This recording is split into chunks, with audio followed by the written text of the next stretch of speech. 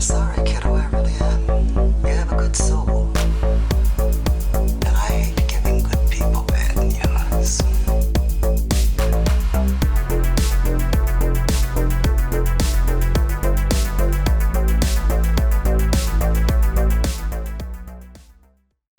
He's Tony, I'm Mike, and because it's January, we're reviewing The Further Adventures of Tennessee Buck.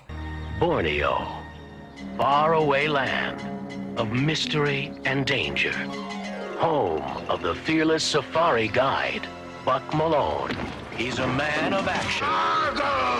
Always ready for a challenge. How did I get into this again? A man of great vision. A man who speaks many languages, who knows many tongues. A man always eager to lend a hand. They call him Tennessee Buck. Come share high adventure with David Keith and Playmate of the Year, Kathy Shower. See the further adventures of Tennessee Buck. It's not just that it's January, it's that apparently we have some self-loathing to work through. You picked this piece of garbage. I did. I don't mind telling you I've done a lot of bragging stateside. I shouldn't want to go back home with egg on my face. I feel bad. Well, I watched the trailer, I was like, well, fuck it, let's do it. So, I mean, I'm equally responsible as well. Don't be suckered in. The trailer makes this look like it's going to be a fun riff, like a campy, cheesy Indiana Jones knockoff. Most unusual. I'm the one who arranged your safari. I'm sure I could find you a suitable new guide. Yes, but why bother when I'm looking at the best in the world? It's not. No, it's absolutely not. It was directed by David Keith, also starring Dave Keith in the lead role as Buck Malone. Do yourself a favor, Sinaga. Get over to Meyer. Get yourself a bet down on him. Well, who's going to bet on you? And it also stars Kathy Shower, who was a Playmate and Playmate of the Year in 1986. It turns me on. Kenneth, you animal. Well, at least that explains that. So yeah, and I'm sure the other ladies that were in here were also probably Playmates or Pose and Playboy. I would have to assume that there were several ladies there that were, maybe not Playmates of the Year or the month or anything, but they were in lesser photo spreads or in seedier magazines. You decide. I mean, because like you had the native girl dancing, who obviously was not a native girl. It's just somebody they. No. You can see in one scene. You can see the spray tan that they shot all over her. It's very obvious that she is not a local. Do you want to brief? Did you find any information on the budget of this film? No. I did zero research on this. Other than I've had to know for sure if that was a Playmate or not. Because she's got a banging body, but the face is kind of like. No, it's not. It's of its time. There are scenes where she's really good looking, really hot, and there are other scenes where she's just there. So from certain angles, she's better looking than other angles. Yeah. So there's that. So Playboy Playmate. No. There's no. There are some that are outrageously beautiful, and then there are others that have to fill in the other months of the year. There's 12 issues, no stopping. You's got to take what he can get at the time. So I'm not judging. I'm just saying, like in any given year, there'll be that like 3 that are just knockout gorgeous.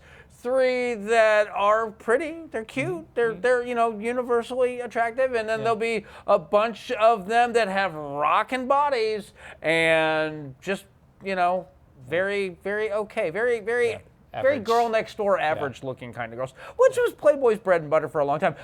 To get into the plot of this movie, just to knock this shit out in 2 sentences or less, a rich couple travel to Indonesia, Borneo is what it is, and they're supposed to be staying at some local hotel, and they're supposed to go on a guided tour and check out the wild areas of it. It's a safari. He of went there sorts. specifically to find a white tiger. I thought we were on our honeymoon. Honey, listen. When I bag you that white tiger, you're gonna be the envy of our whole gang. Okay, well, there you go. He's looking for a white tiger, and his tour guide gets killed by an elephant that goes into a rage after being beaten with the stick.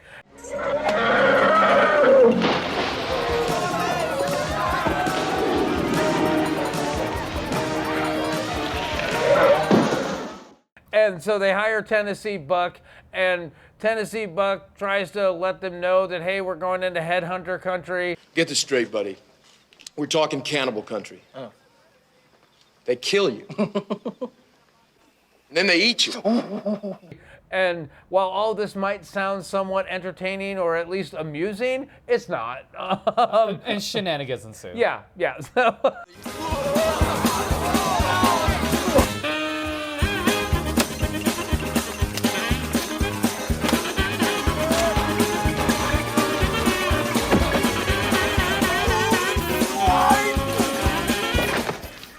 this movie was fucking awful. Holy this movie shit! is really bad. It's really bad. The action is shot terribly. It's very poorly choreographed. The It's very editing unbelievable. is The- atrocious. Oh, it's so bad. I was stunned at how, but not only did Keith David direct it, I think somebody showed him how to use an editing machine once, and he decided, oh, this doesn't look that tough, and just gave it a go. I don't think he edited it, but I mean, he's obviously not a skilled director. No. It might be fun. All right, Mr. Manchester. I get $2.50 a day. All right. Sinaga comes along and you pay for the rum. No. And you know, the thing, I thought, like, okay, Keith David, you'll recognize him. He was Richard Gere's buddy and an officer and a gentleman. He was also the dad in Firestarter. Yeah. So he's got legit acting chops. Yes. He can put a convincing performance in front of camera. What he can't do is direct. So, Well, he's not much of a leading man either. I mean, he doesn't have those looks. He doesn't have the charisma. He doesn't command the screen like a real leading man should.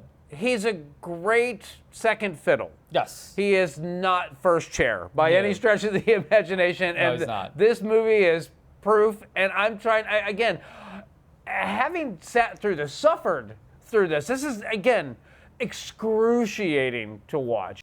All right, you fuck.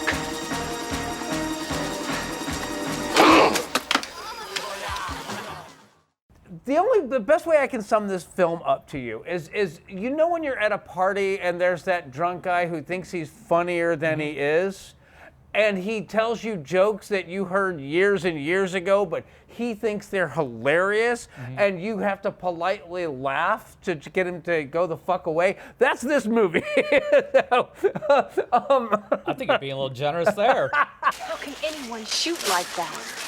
And when they've been drinking? Takes a lot of practice. 5 hours a day, 7 days a week. You practice shoot that much?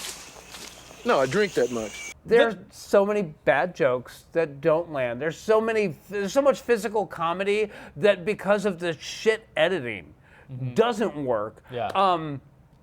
It's funny because this is like it's obviously a product of its time, and like that humor already in a good movie of this type is not funny anymore. Yeah. So Yeah. you can imagine how a poorly done version of this movie would land now. Yeah. It's god awful. I mean, Painful.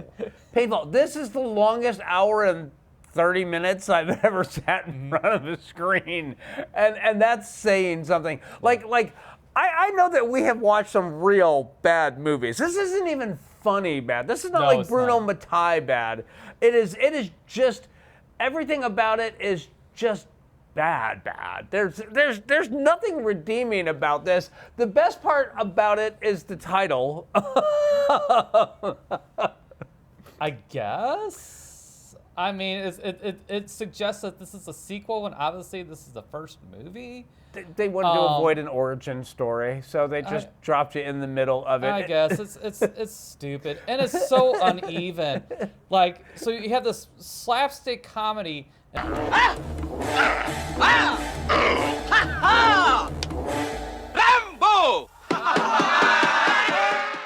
And then somehow 2/3 away from the movie, it has this real serious portion in it where the headhunters are attacking the party. And assaults our playmate. Yeah.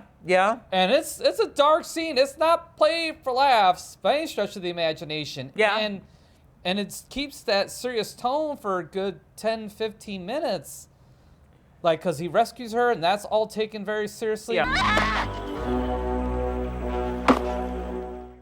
And then once they get to the plane to fly away, it switches gears back to slapstick like that. Oh my God! I don't know how to drive this car. To drive a plane.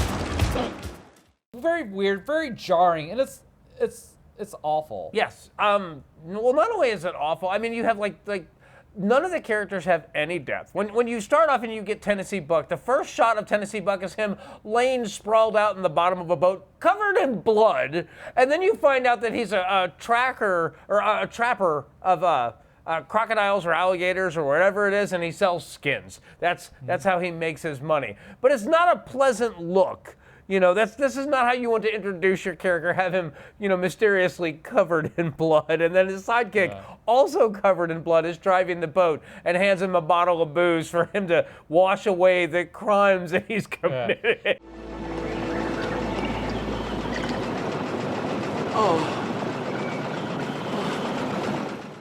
The sidekick is the best part of this movie. I'm not even going to tell you that there's a best part of this movie. It's... But he's the only likable character in the whole thing. You're not wrong. He paid you a lean buck.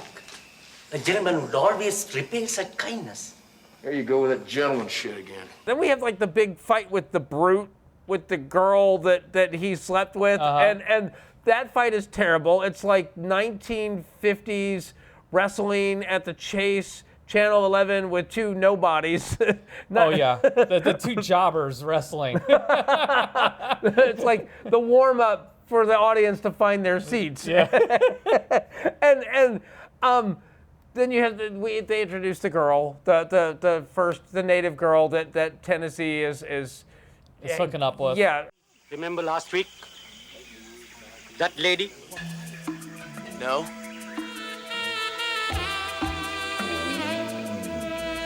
Yeah. Che. Then the rich couple shows up, and it's like there's zero depth to any of these characters. Like, they never say anything interesting or do anything interesting. It's like he's the rich guy, and oh yes, of course he's heard of Tennessee Buck, and he wants the best to take him out. And then he didn't hear of Tennessee Buck. Oh yeah. No.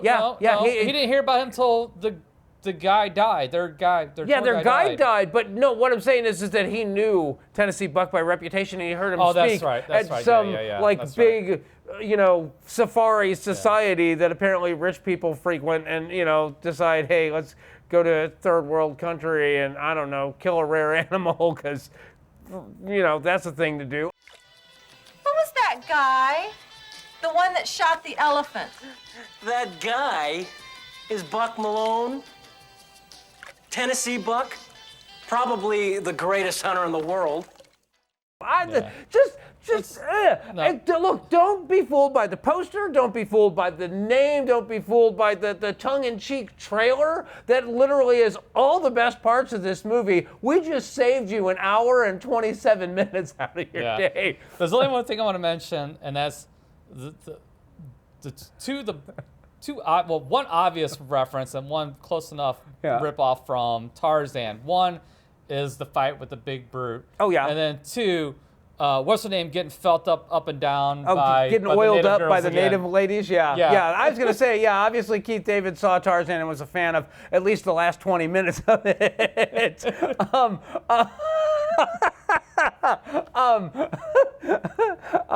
The other thing is he apparently was a fan of Temple of Doom because there was the native shaman that had the big spear, the big, magic wand, whatever, scepter with the skull with the horns on it. And that was just dumb as hell. So no, this movie's awful. It's terrible. Yeah. Yes, we we did you a favor by watching this. So. I just gonna say like it's all up from here because this is bottom of the barrel. Not only do I not recommend it, I would actually say that if you can find a copy of it, destroy it. You'll feel better, okay? If you need to watch it out of morbid curiosity before burning it or breaking it or whatever, I understand. But after that, every copy you find, do the world a favor and free the world of its evil. This could be the only case in the history of the world of justifiable genocide. I just like legitimately, like I'm always a big proponent of physical media, and I'm saying no, go the other way on this one. All right. It's available to watch on Tubi if you really just have to know. Other than that, fuck this movie, and the rest of the year has got to be better than this, right? Well, we got a Mr. Miyagi film coming up, and then B. What'd you pick again? Dancing It's On. Oh yeah, but Dancing It's On's a masterpiece. So. Well, that remains to be seen. So that's what we got. We will catch you next time.